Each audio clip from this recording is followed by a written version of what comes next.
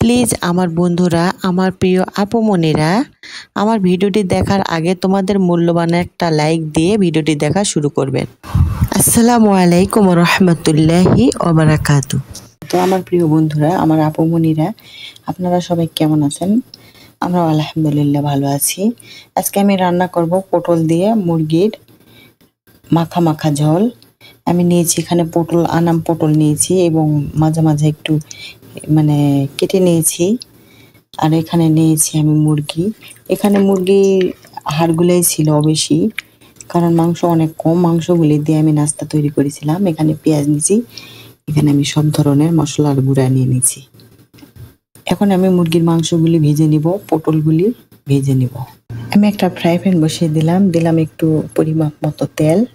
এখন আমি মুরগিগুলি হলুদ দিয়ে মেখে নিয়েছি। এখন আমি এখানে ভেজে নেব। এইটা মুরগিগুলো দিয়ে দিলাম, এখন আমি ভেজে নেব। আমি পটলগুলিও অনেক বড় হয়ে গেছে, এই জন্য মাঝখানে একটু করে কেটে কেটে দিয়ে দিলাম। সবগুলো একলগে ভাজি করে নেব।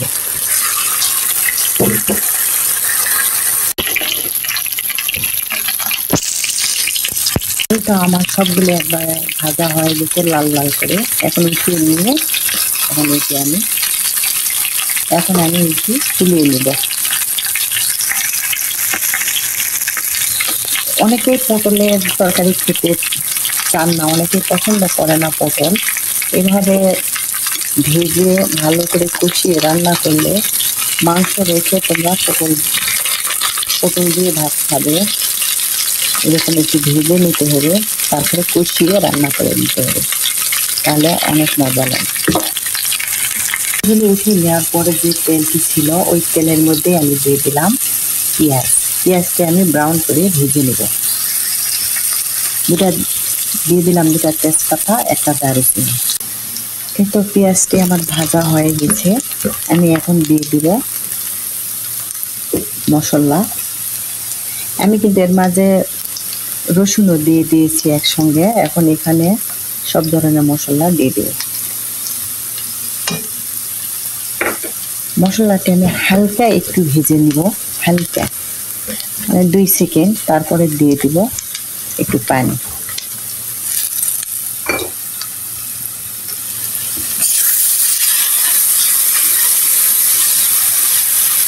এখন মশলাটি আমি একটু কষিয়ে নিব। দিয়ে দিলাম কয়েকটা কাঁচামরিচ। মশলাটি আমার কষানো শেষ।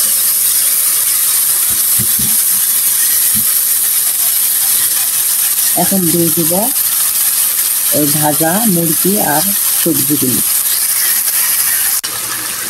এটা আমি সবগুলি কষাই নিচ্ছি মশলার সঙ্গে। আমি সকালে নাস্তায় ডিম সিদ্ধ করে নিয়েছিলাম। একটা ডিম বেশি হয়ে গেছে, তো ভাবলাম নষ্ট করবো কেন, ফেলে না দিয়ে তরকারির মধ্যে দিয়ে দিই, এই জন্য দিয়ে দিলাম। এখন কষিয়ে নিয়ে এখন একটু হওয়ার পানি দিব, দিয়ে ঢেকে দেব।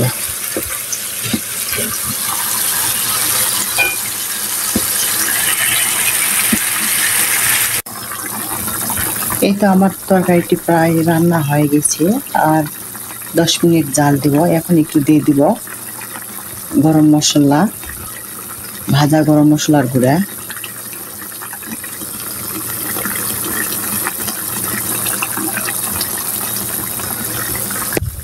তারপরে হওয়ার 5 মিনিট আগে দিয়ে দিব একটু ভাজা জিরার গুঁড়া। তারপরে নামায় নেব।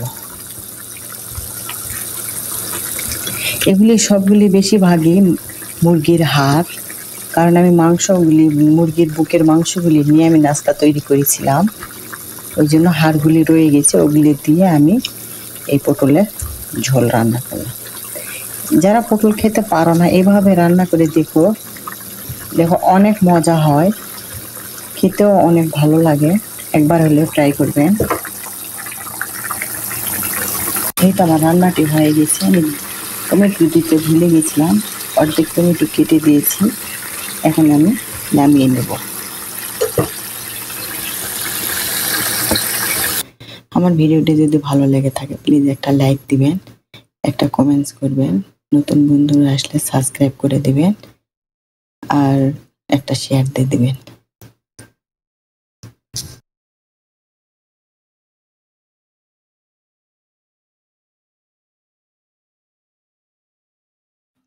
আজকের ভিডিওটি আমার এই পর্যন্তই। যাই যেখানে আছেন ভালো থাকবেন, সুস্থ থাকবেন, নিরাপদে থাকবেন, এই দোয়াই করি। আমাদের জন্য দোয়া করবেন। আসসালামু আলাইকুম ওয়া রাহমাতুল্লাহি ওয়া বারাকাতুহু।